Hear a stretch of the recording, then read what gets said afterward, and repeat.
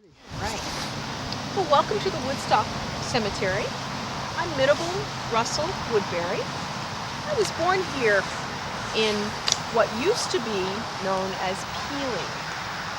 In 1823, my mother and father were George Russell. He was the Reverend. My mother was Marjorie Pinkham. I married John Woodbury in 1840, and we had 9 children, 7 of which are buried right here with me. Most of them passed away early on. I have 2 older children that lived to be 71 and 75, both boys, and they're buried actually in the new part of the cemetery. There was a story that in the 1850s, the towns all had different districts, which all had their own schoolhouses. And the schoolhouses were supposed to be located in the middle of the district so that everyone coming to school would walk the same distance. Well, in District 4, there was a miscalculation in where the school was built, and it was actually 47.2 rods too far north.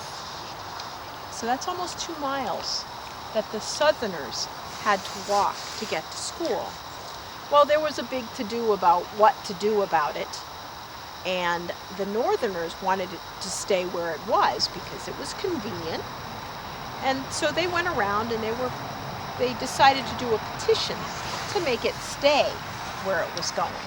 So they went around with this petition and, got people to sign it. And one of the Southern women got wind of this, and she actually took off and went up to the profile house and got her husband and brought him back. And they started finding out about who had signed the petition. And once a petition is posted, it's pretty much law by things that went back then. So they got a group of people together, a group of men and oxen from the southern part of town. They went to the schoolhouse and they actually loaded it up and they moved it to the center of town where it was supposed to have been. Well, when the northern gentleman that had that petition got up in the morning, he went to the schoolhouse, or where the schoolhouse was supposed to be, to file the petition, and it wasn't there. Well, he could see evidence of, yes, it had been there, because the foundation was still there, and they could see the trail from where it had been moved. But since it wasn't there, he couldn't file that petition. And they actually left that school where it stayed. So the northern people were pretty mad because things had kind of happened right underneath them, because they did it, 1, 2 o'clock in the morning, and they brought it right through town and located it, and so nobody was wiser.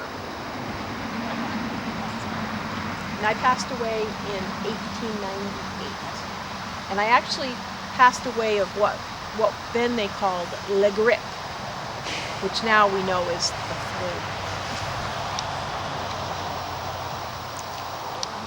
Any questions? I can try to answer them. Are you all from town? Are you traveling, or? From town. Oh, good. Good.